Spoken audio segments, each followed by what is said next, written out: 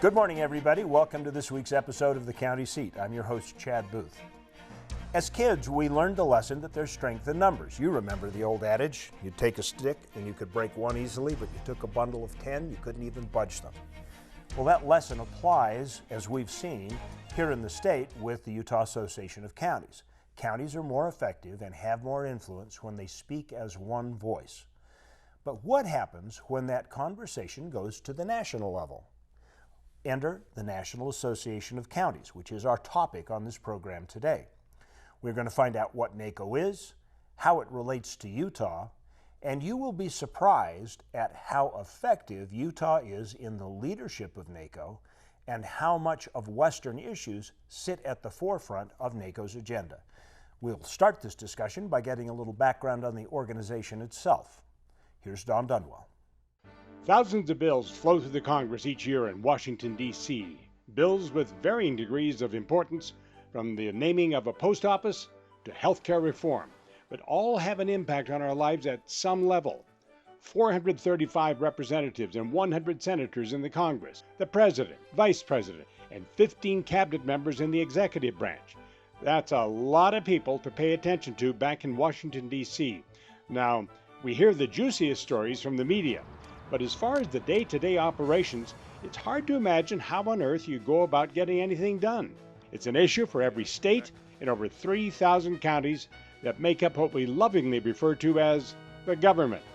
So how exactly do you make your voice heard? Well, it helps to have a lot of voices. NACo's an organization that's been around for 80 years. It was formed to give counties a voice at the federal government level. Knowing that we're an arm of the state and federal government, it's vital for counties nationwide to really have a voice in Washington, D.C. The National Association of Counties, or NACo, is made up of 2,289 member counties as a national advocate for America's 3,069 county governments back in Washington, D.C. Policymakers sometimes forget that counties are a subdivision of the states, and policy decisions at the federal level don't always work out as well as they were initially conceived when they reach the ground level. An advocate in Congress, I mean, it's its biggest responsibility to try to move forward the issues that all the counties face nationwide to either back Congress off from restrictions or forcing mandates on counties that with no funding. We see ourselves as partners with the federal government. We're not a special interest group. We're a part of the governance structure of America at the local level, the state level, and the federal level. So we have to basically impact those laws and let our congressional delegation members know that what they do in D.C. really does affect your citizens locally. We are the safety net. We provide the jails. We provide the health and human services. We're the judicial and the justice system. We are really the boots on the ground when it comes to wildfire management, when it comes to the things that really impact our local citizens. And it is imperative that we not only have a voice, but we have a strong voice to make a stronger America, and really to make sure that counties have a voice at that table, because local government impacts our citizens at the very basic level. The benefits of NACo go beyond the connection to Washington, D.C. With such a varied membership of communities from all over the United States, leaders can't help but learn from one another. Well, NACo looks after the whole house, so to speak, large, small, rural, urban, suburban. NACo really is the entity that kind of drives the machine for all the counties. If one county is doing an innovative project, we want to be able to pass that on to another county as sort of a network of information and a network of innovation where we can share with each other and learn best practices and better ways to serve the public and ultimately serve the folks, the people that live in our counties. The resources you have access to are tremendous, things we could never do on our own in the way of research. And then access to other people and other ideas has been very useful. As policy decisions coming from Washington, D.C. seem to have more to do with what team each member is on, citizens are looking to local governments for the real solutions. And I think the frustration right now is with the American public is that it only seems that the local governments get the job done. We don't see any blue potholes or red potholes. All we see is a pothole that needs to be repaired. And at the end of the day, our community residents expect us to get the job done. As governments that are closer to the people become more effective at problem solving, it may be that your county government is the best place to start when you have a problem. For the county seat, I'm Don Dunwell. The groundwork has now been laid about NACo. Now we're going to talk about how it specifically affects Utah and our leadership at the county and state level. We'll be back with the county seat with our panel of experts in just a minute. The weekends just never feel like they're long enough. By the time you get to a destination, you're worn out and you may need a vacation to recover from your last vacation. The solution is closer than you think, and that's just what you need. You can find the desert at Little Sahara, the cool refreshment of Yuba Lake, escape to the green of the forest on the Nebo Loop. Join us September 12th for the Camp Yuba Triathlon. Sign up online. Make your escape to Juab County. It'll change your family forever.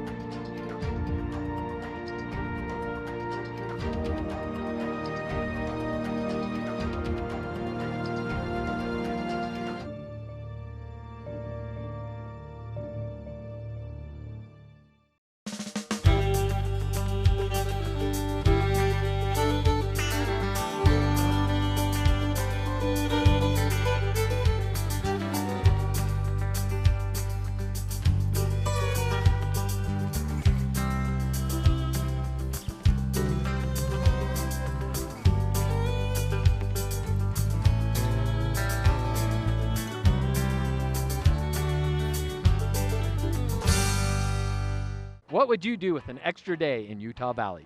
Explore the Wasatch Mountains? Snap a family photo at Bridal Veil Falls. Cool off on Utah Lake or the Provo River.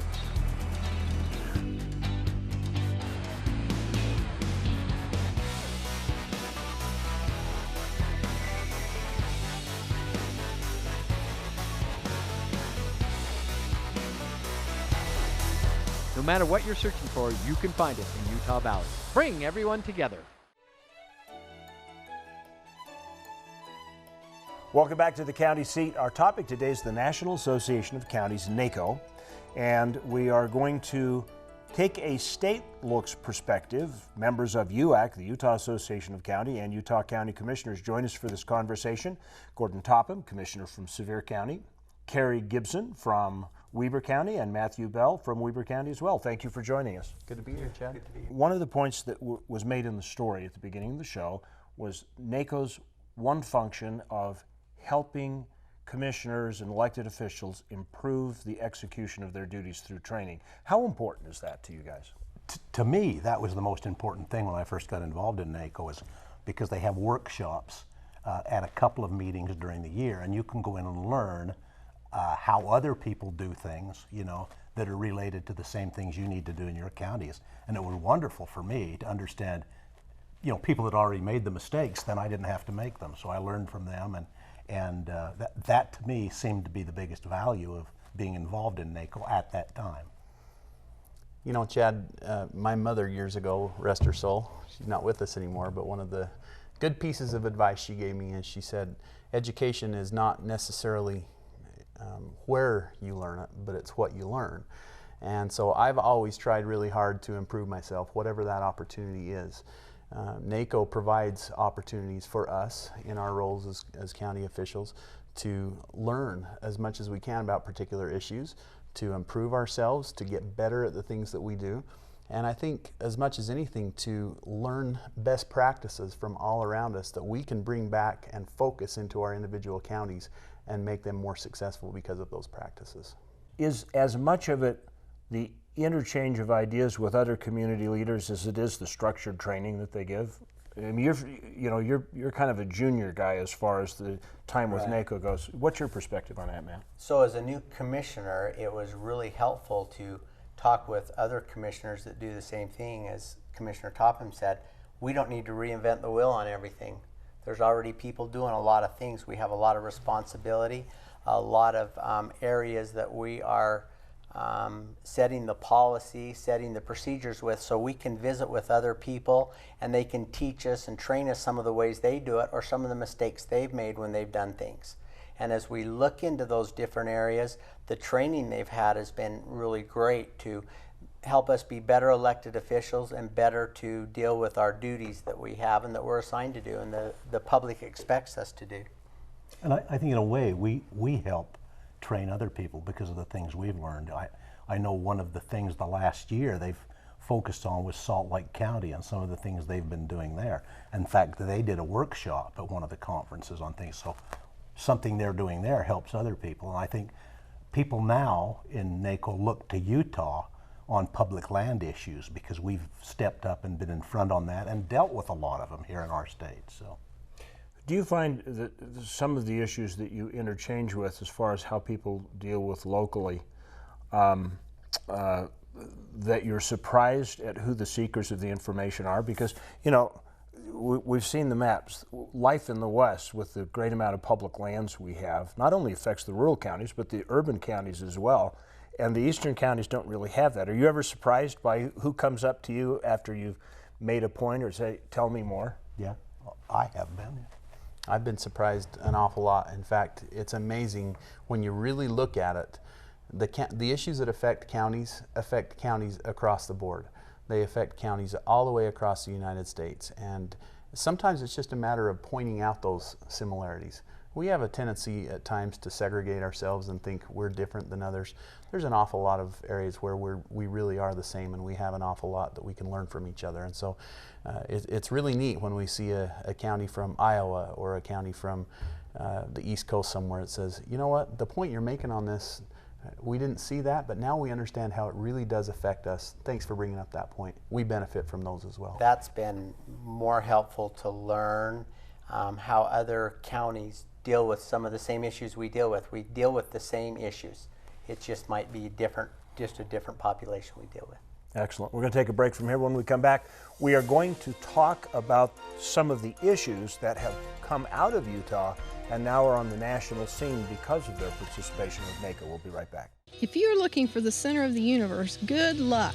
But if you are looking for the center of the off-road universe, look no farther than Paiute County. Hundreds of miles of trails turn your day of riding into a week, a month, heck, a lifetime wouldn't be enough. Explore one of the most famous trail systems in the world, the Paiute Trail. Go rafting on the Sevier River or go boating and fishing at Otter Creek and Paiute Reservoir. Explore Paiute County and discover the magic and beauty of the land where the rainbow ends.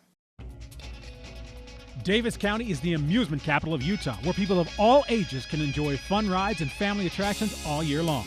Experience over 50 thrilling rides at lagoons, bowling or miniature golf at Boondocks, cool off with the family at Cherry Hill, or get out of the house and over to the Rush Funplex. There's no end to the fun you can have in Davis County. Come to eat, stay, and play. Plan your next visit by going to playindavis.com and discover the fun for yourself. The farmer awakes as night releases its grip on darkness. This will always be home. As farmers, we understand that there is beauty in this solitude, and we also know that there is power in working together. The Utah Farm Bureau has always been there to fight for the needs of its members. To this day, Farm Bureau is still providing insurance to Utah's hard-working farm families, as well as your family. Utah Farm Bureau members also enjoy other benefits of membership, with discount programs on items ranging from vehicles and ATVs to health and wellness. The membership fees aren't big, but the results are. We've been around since 1916, and we're not leaving anytime soon. Utah Farm Bureau. We work for those who work to feed the world. Welcome back to the county seat. We are talking about the National Association of Counties and Utah's association with it. As I was at your NACo convention this year, I was surprised to see how many Utah issues that have been very important to us in the discussions we've had here within the state are really big issues at NACo, and that they've made it part of their platform. How did we get to that point? Well, you know, years ago, Utah didn't have much of an influence there, and there was a push to form an organization of Western states, Western counties and Western states, and that is now a part of NACo. And through that, Utah got more and more involved, and we looked at issues that were very important to us, and this was before my time, so I can't take credit for that, but as I got in, we were very influential. We were becoming more influential in some different committees. This year, of the 4 national issues that NACo's been working on, 3 of them are Western issues. One of them is PELT, the full funding of payment in lieu of taxes, secure rural schools, and waters of the USA. Those are 3. Another one's on municipal bonds, which influences Utah as well. But those 3 are specific Western states and specifically Utah issues. We have very strong vocal people on the committee I serve on. I serve on the Public Lands Steering Committee, and I serve as the vice chair of the payments part of that. That's getting the payments the federal government owes us and working on that. And as we've gotten involved in that, a lot of the issues we bring up. In fact, this year our committee dealt with 42 resolutions, and we pared that down to about 30 before we got in there. And probably 18 of them were from Utah County Commissioners. And that was the whole committee representing the whole United States. Every county commissioner from Utah that I serve with is there to take care of business. Well, just from this table, there's quite a bit of leadership in NACo, isn't there? I mean, let's take a minute. Matt, you're on some committees, and you're a fairly new commissioner at Correct. NACo. Yes, I am. Right now, I'm the only commissioner from Utah that's on the Justice and Public Safety Steering Committee. I've been on that committee for 2 years, and I was delighted to be appointed as vice chair of that committee now. There's about 140 folks on that committee, commissioners, sheriffs, and judges from around the United States. And so it's been a great opportunity to serve and to be part of that and help shape as justice, as we see on the news and we see all the things changing in the criminal justice system, in the prison system, in the court system with juveniles. As those things are changing, we are sitting at the table now and helping make those decisions and make those changes that are going to be best for our citizens and our people. And Gordon, you have a leadership position that you mentioned. I'm a director of NACo on the directors board. I also serve as the chair of the payments committee in the Public Land Steering Committee. I also serve as an appointed position from the president of NACo on the Rural Action Caucus, which deals with rural issues. So. Well, and Kerry, you're on the board also, right? I'm on the board of directors as well, which is the governing body of the organization, and it's a great opportunity.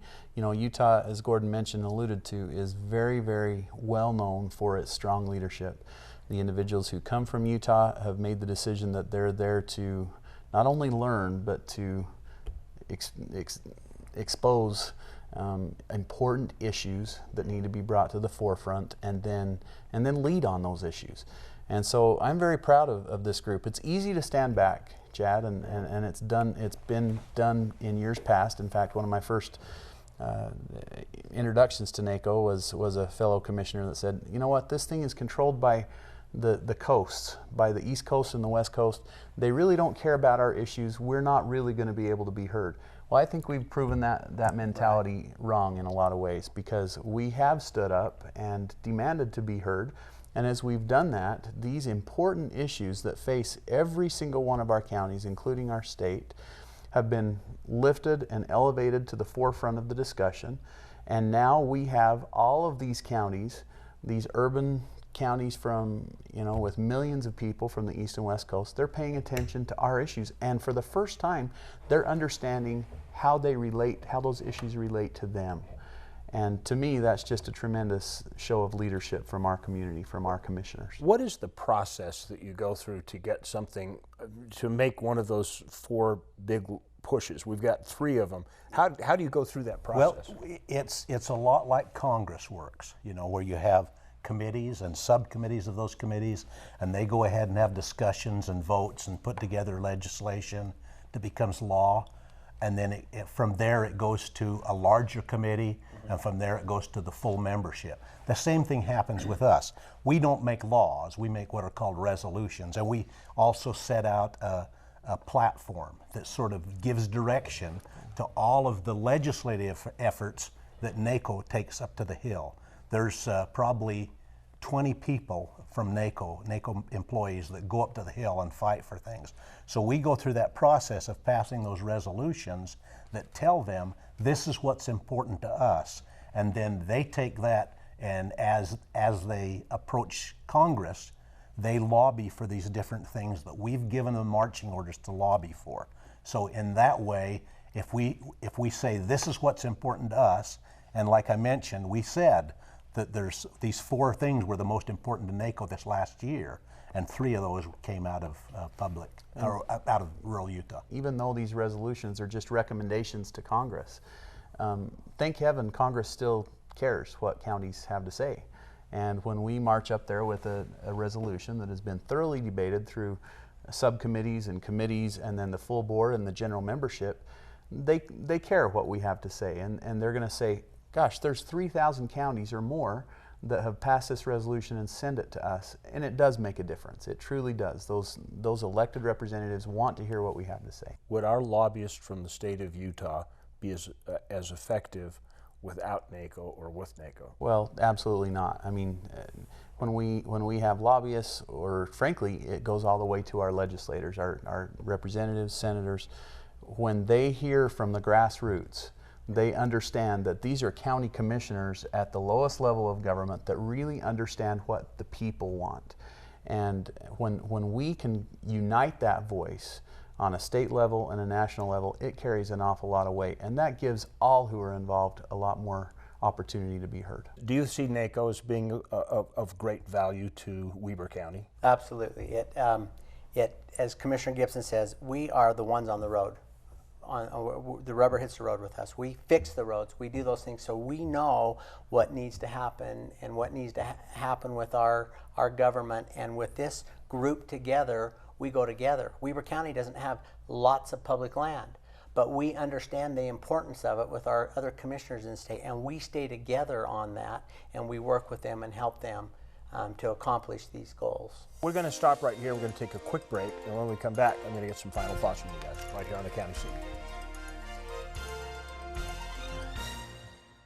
There is a place where looking out means looking in, where an impression lasting only a few seconds will be imprinted on a life forever, where courage is forged and innocence rediscovered, where remembering is rewarding and forgetting unforgettable. There is a place where truth is felt and where seeing is believing. There is a place. Kanab, base camp for your southern Utah adventures.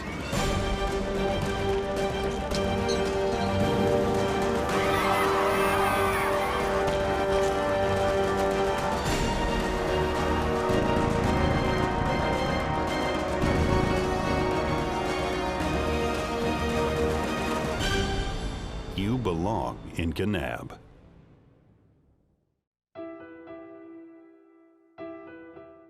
Bring the family to Lake Town, Utah, August 21st through the 23rd, and step back into the 1800s for an authentic mountain man rendezvous featuring pre-1840 mountain man traders, Native American dancers, craftsman demonstrations, black powder shooting, and more. Join us at the actual site where mountain men gathered over 175 years ago to trade for supplies and prove their abilities through competition. The Bear Lake Rendezvous. Find out more at bearlakerendezvous.com. There are a couple great things about the Uinta Basin. One is it's still small, it's community. It makes you feel like when you go somewhere, you know everybody.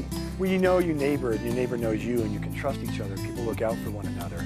I grew up in the Uinta Basin, and I think that it's a good place to raise a family. So we packed up our 3 kids, and here we came to Uinta County, and what a great place it was. It's not too big, it's not too small. And it has a lot to offer that you just don't get in the big city anymore.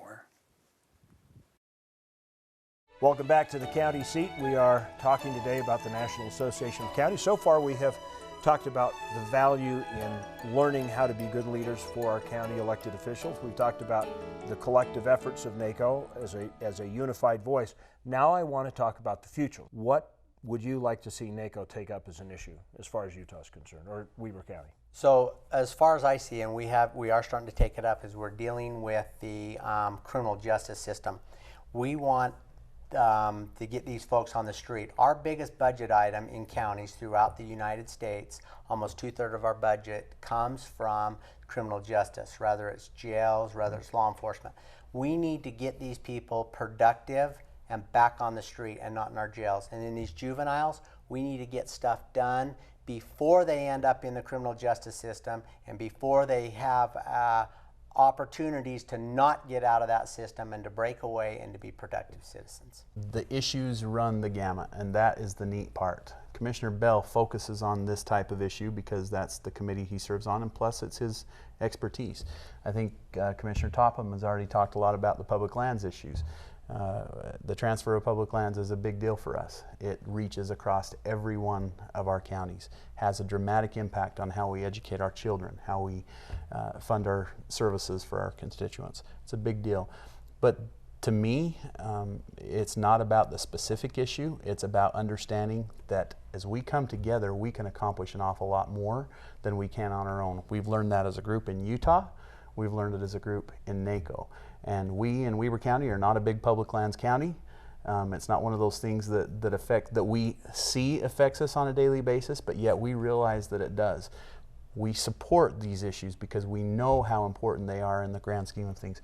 Gordon, on the other hand, was right there with us, lobbying and helping us with the legislature this year to help us address critical transportation needs at the Utah State Legislature, something that by most people is seen as an urban issue. Gordon from a rural county said, no, this affects all of us. So to me, that's what we do, is we bring that strength together and we have a lot more influence that way. So Gordon, if you wanted NACo to lift an issue up to the top for next year that they're not covering right now, what would it be? You know, I don't know that it'd be an issue, Chad. I think it would be a process. You know, I go back and I sit and talk to our congressional delegation. We're singing the same song. But there's a lot of people back there that vote and have every bit as much power as our congressional delegation in positions that when I've had the experience of going back and talking one-on-one with them or their staff, then they understand our issue. But they don't unless we have that opportunity. So there's a lot of people back there that need to be educated about Western issues. And until we can do that, then we're not going to be successful. And NACo provides the opening of that door for you to talk directly to them. They do, but not to the extent I would hope. And we're getting there. You know, we're getting there. I went back on Pelt this year, and I didn't talk to anybody from Utah. I went and met with other legislators from other states, and I was able to tell them some stories that brought tears to their eyes. And then they understood what we're living with. So. Very good. Gentlemen, thank you for joining us today. Thank you for inviting us into your homes for this discussion. It is important. And NACo obviously is an important part of the picture, so before you go after your commissioner complaining about the money they spend on membership, re-watch this and you'll change your mind. We'll look for you next week on the County Seat. You can always watch it again on our social media. We'll see you next week on the County Seat. If you like this video, then we invite you to subscribe to our channel, the County Seat. You can do that here. And we invite you to share with your friends. We also invite you to get all the latest up-to-date information by following us on our social media channels. And if all else fails, make sure that you watch the County Seat Sunday morning at 8:30 right here on ABC4.